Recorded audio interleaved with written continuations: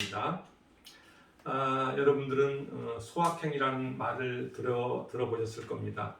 이 단어는 2018년도 대한민국 소비 트렌드로 선정된 단어입니다. 이 단어의 의미는 여러분들이 알다시피 일상에서 느낄 수 있는 소소하지만은 확실하게 실현 가능한 행복을 일컫는 말입니다. 요즘 정말 부동산 가격이 천정부지로 치솟고 있습니다. 서울의 아파트 한 채 가격이 수십억대에 이르고 있습니다. 일반 서민이 아파트를 구입한다는 것은 이제 하늘의 별을 따는 것과 같이 되어 버렸습니다. 그리고 청년들은 사상 최악의 취업난에 시달리고 있습니다. 그러다 보니 청년들은 이제 결혼은 필수가 아니고 선택이 되어버렸습니다.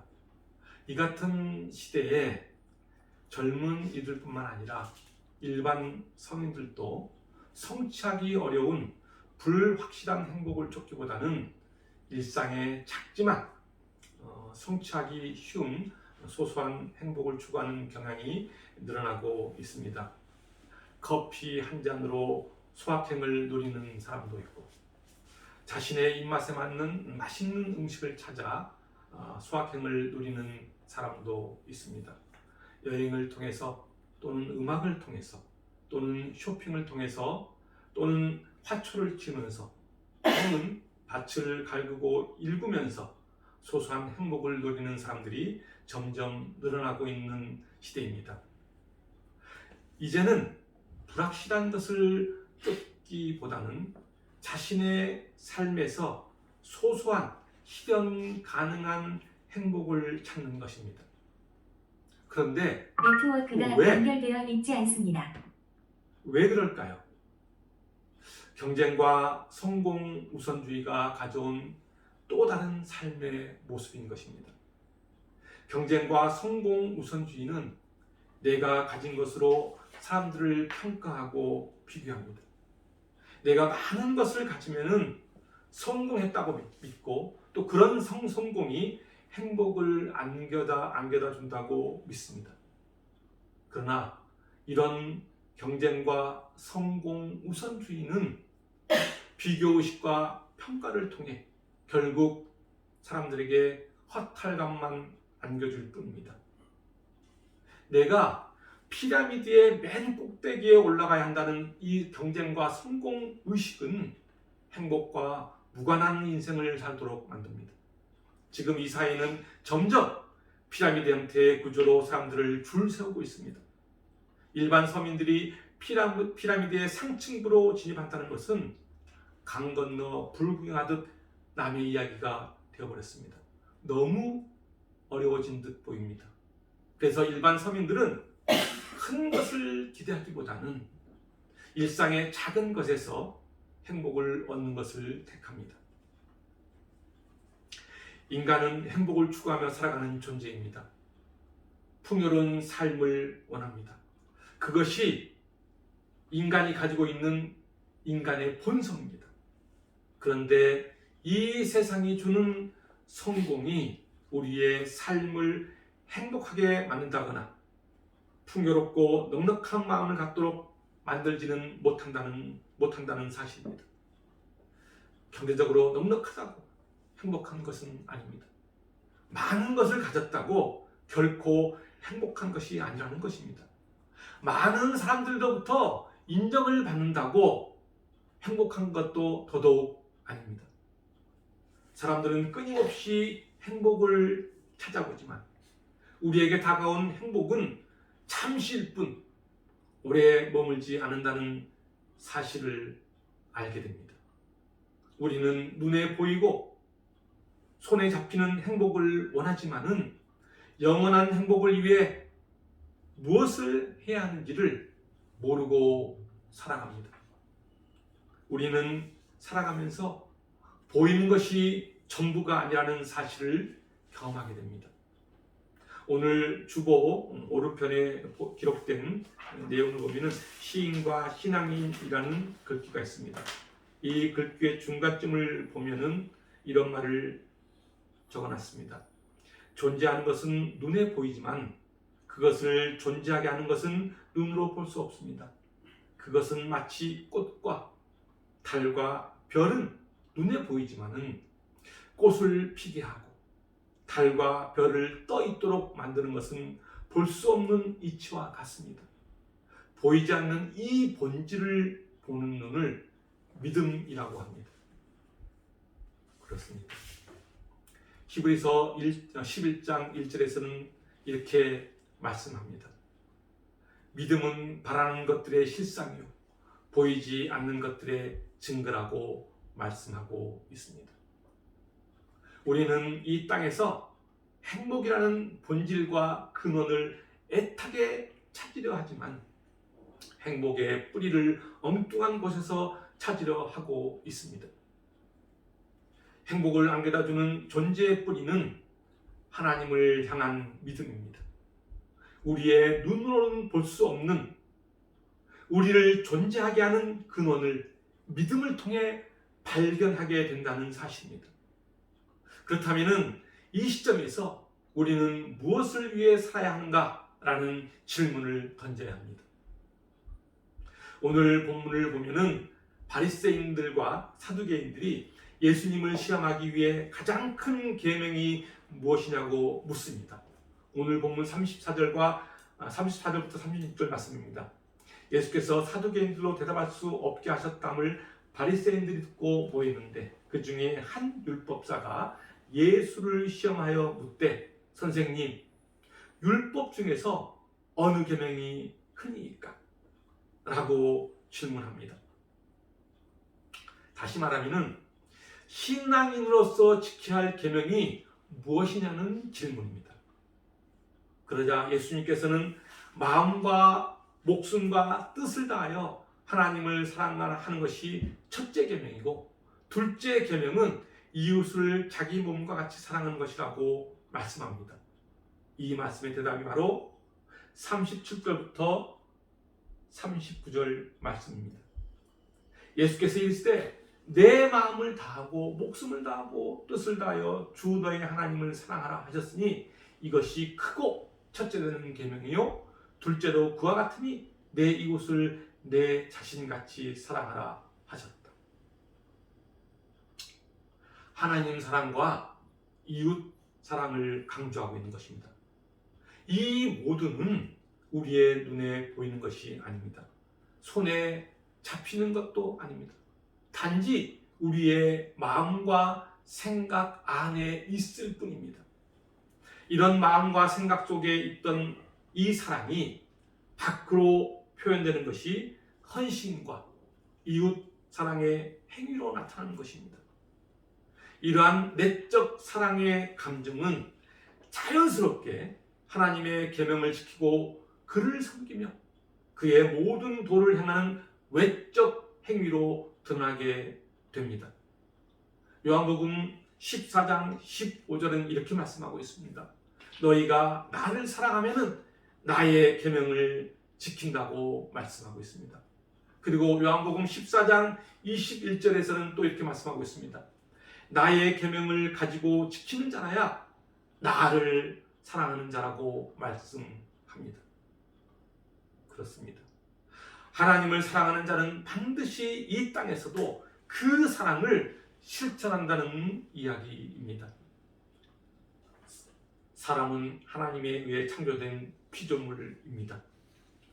그분의 형상을 지니고 있기 때문에 그분과 교제하며 살아가도록 되어 있는 영적 존재가 우리 인간인 것입니다. 이러한 인간이 영적으로, 정서적으로, 그리고 인격적으로 균형 있고 충족한 상태로 살아가려면 하나님을 사랑하고 경외하며 살아야 합니다. 성숙한 삶이 여기에서 나옵니다. 그리고 행복한 삶이 여기에서 나오는 것입니다. 신명기 10장 12절과 13절에서는 이렇게 말씀하고 있습니다. 이스라엘아, 내 하나님 여호와께서 내게 요구한 것이 무엇이냐? 곧 내 하나님 여호와를 경외하며 그의 모든 도를 행하고 그를 사랑하며 마음을 다하고 뜻을 다하여 내 하나님 여호와를 섬기고 내가 오늘 너의 행복을 위하여 너에게 명하는 여호와의 명령과 규례를 지킬 것이 아니냐. 하나님을 사랑하는 것은 결국 이웃에 대한 사랑으로 생활 가운데 구체적으로 드러나게 되어 있습니다. 그래서 사도 요한은 이렇게 말합니다. 하나님의 사랑이 우리 안에 있다면 우리는 그 사랑으로 이웃을 사랑하게 된다고 말합니다. 요한일서 4장 11절과 12절 말씀입니다. 사랑하는 자들아, 하나님이 이같이 우리를 사랑하셨은즉 우리도 서로 사랑하는 것이 마땅하도다. 어느 때나 하나님을 본 사람이 없으되 만일 우리가 서로 사랑하면 하나님이 우리 안에 거하시고 그의 사랑이 우리 안에 온전히 이루어지느니라. 하나님 사랑과 이웃 사랑은 따로따로 분리된 것이 아니라 하나의 통합된 개념이라고 볼 수 있습니다. 예수님 당시에 유대인들은 이방인이나 또는 사마리아 사람들을 이웃의 범위에서 배제시켰습니다. 그러나 예수님은 유대인들이 경멸하는 이방인들 그리고 또 사마리아 사람들을 더 나아가 원수까지도 사랑해야 할 이웃의 개념으로 포함시켰던 것입니다. 우리가 살아가면서 하나님의 사랑을 경험하면 환대와 우정의 인간 공동체를 형성하게 되어 있습니다. 왜냐하면 하나님을 사랑하는 사람은 이웃 사랑을 내 몸과 같이 하기 때문입니다. 그래서 이웃의 소외계층과 취약계층을 거부하지 않고 그들을 한 공동체로 여기며 사랑으로 감쌀 수 있습니다.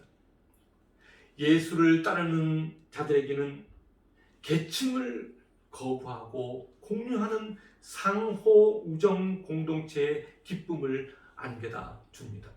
다시 말하면 행복을 공유한다는 이야기입니다. 코로나19로 세상은 점점 개인화, 개별화되어가고 있습니다. 이같이 개인화, 개별화, 개인주의는 점점 자기와 다른 사람들을 거부하는 경향으로 나타납니다. 이런 시대에 우리 크리스천들은 무엇으로 어떻게 우정 공동체를 만들어 나갈 것인가를 고민해야 합니다. 내 삶의 모습에서 내가 어떻게 타자들에게 중요한 렌즈가 될 것인가 라는 질문을 스스로에게 던져 보아야 합니다.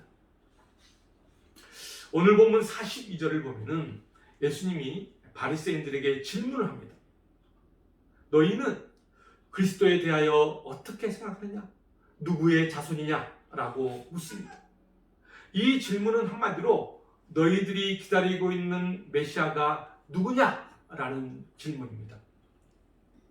좀 더 자세히 얘기하면 너희들이 기대하는 메시아가 어떤 분이냐? 라는 겁니다.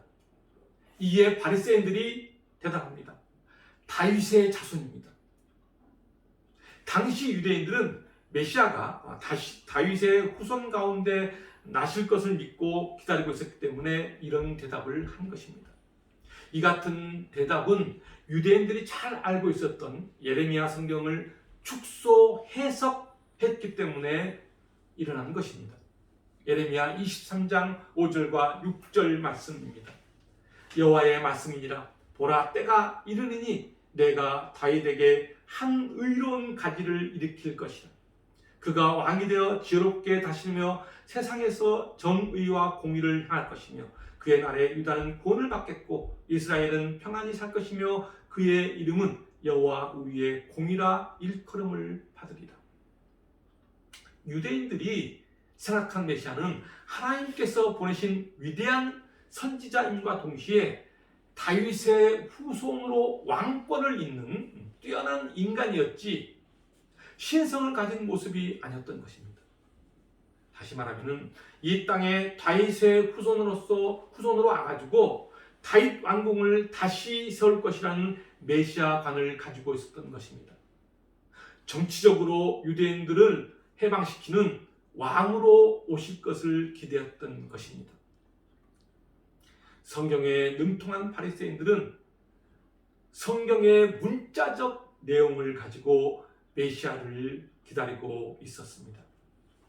그들이 생각하고 기대했던 앞으로 오실 메시아는 혈통적으로 그리고 인성적으로 다윗의 후손임은 분명하지만은 신성의 측면에서는 세상의 창조자로서 온 세상을 통치하시는 분임을 몰랐던 것입니다. 이에 예수님께서는 45절에서 이렇게 말씀합니다. 다윗이 그리스도를 주라 칭하였은즉 어찌 그의 자손이 되겠느냐라는 것입니다. 이 말씀을 메시지 성경에서는 이렇게 기록하고 있습니다. 다윗이 그를 주님이라고 부르는데 그가 어떻게 동시에 다윗의 자손이 될 수 있느냐라는 것입니다.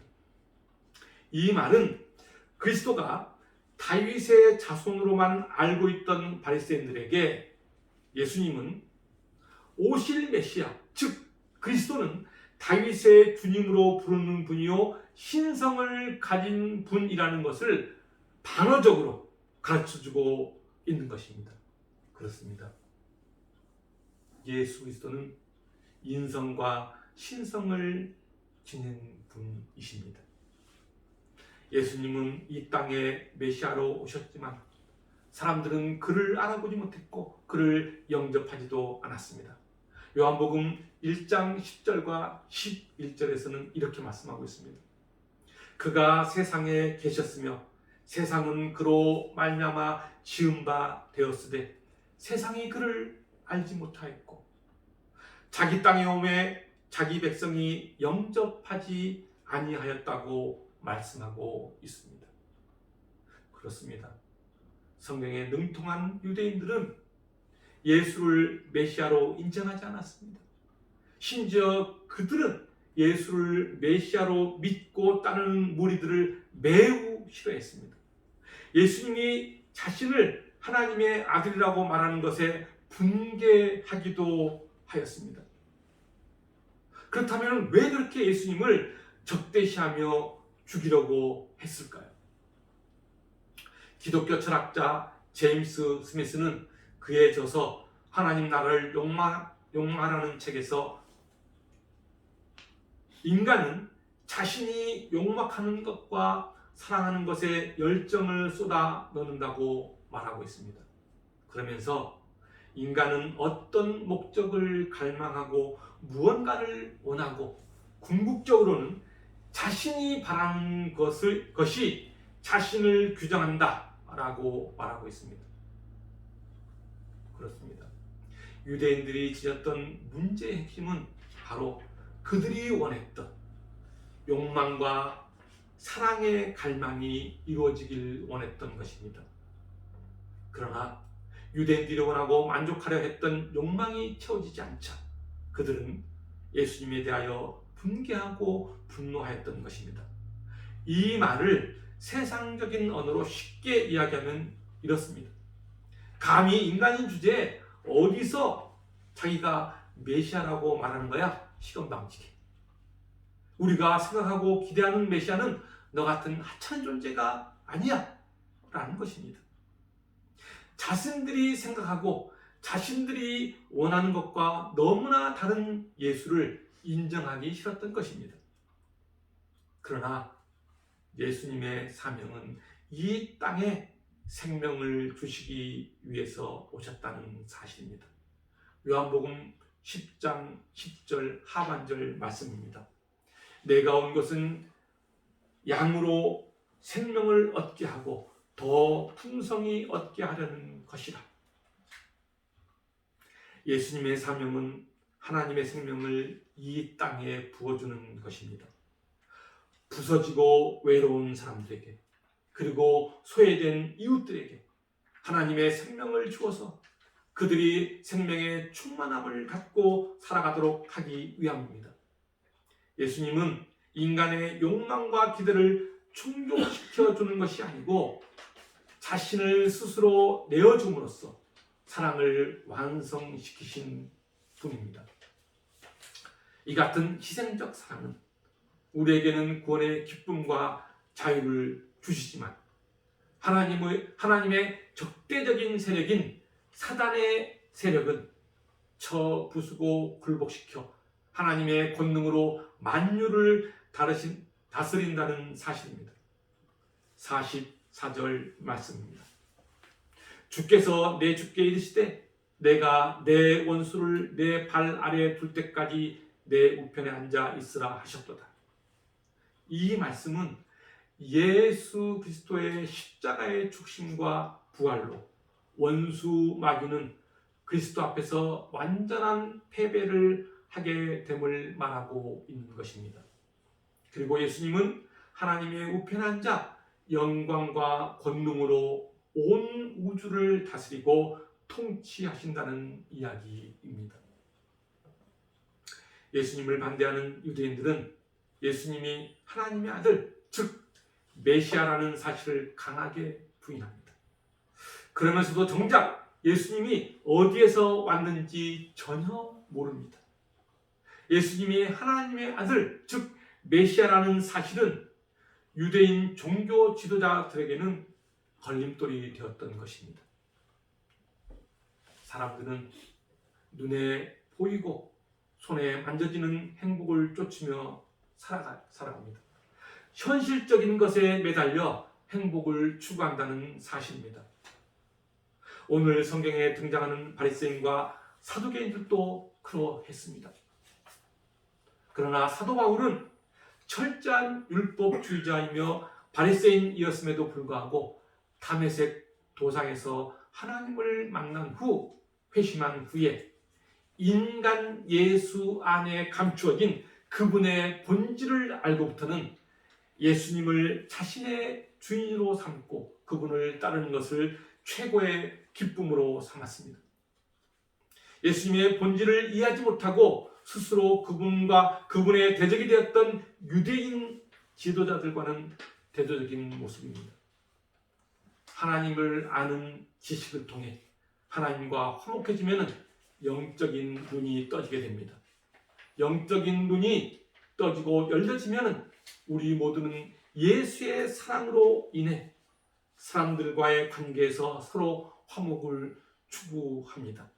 그래서 하나님 사랑과 이웃 사랑이 별개의 것이라고 생각하지 않습니다. 우리들의 사명은, 우리 크리스찬들의 사명은 십자가에서 예수님이 보여준 사랑, 노예들을 하나님의 친구로 변화시키는 사랑을 내 마음에 품고 살아가는 것입니다. 우리 크리스찬들의 소명은 이 사랑에 참여하여 이 사랑을 나누고 이 사랑을 세상에 매개하는 것입니다. 주님은 우리에게 이렇게 말씀하십니다. 신명기 5장 10절 말씀입니다. 나를 사랑하고 내 계명을 지키는 자에게는 천대까지 은혜를 베푼다고 말씀합니다.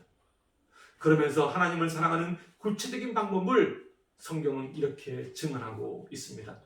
신명기 6장 5절과 6절 말씀입니다. 너는 마음을 다하고 뜻을 다하고 힘을 다하여 내 하나님 여호와를 사랑하라. 오늘 내가 너에게 명하는 이 말씀을 너는 마음에 새기라고 말씀합니다. 하나님 사랑은 우리에게 화목과 화평을 안겨다 줍니다. 하나님은 우리에게 이웃을 자신과 같이 사랑하는 계명을 주셨습니다. 이 같은 사랑은 이웃에게 악을 행하지 않고 그들의 허물을 덮어주고 그들에게 선을 행함으로써 인간의 마음에 행복감을 선물합니다. 우리가 어떤 사람에게 선을 베풀게 되면은 우리 안에 들어오는 행복감, 그 기쁨을 느끼게 됩니다. 그와 같은 것입니다. 이 같은 행복감은 우리의 마음에 일시적으로 잠시 머무는 것이 아니고 오랫동안 머물게 됩니다. 어쩌면 이 같은 행복이 크리스천에게는 소소한 행복이 될 수도 있다는 생각을 저는 해봅니다. 이와 같이 하나님이 주신 큰 계명, 하나님 사랑과 이웃 사랑이라는 이 큰 계명은 우리에게 영원한 생명을 얻도록 하신다는 것입니다. 저와 여러분 모두가 하나님의 사랑으로 화목하고 화평하며 소소한 행복을 누리시길 주님의 이름으로 축원합니다. 아멘. 기도하겠습니다. 하나님 아버지,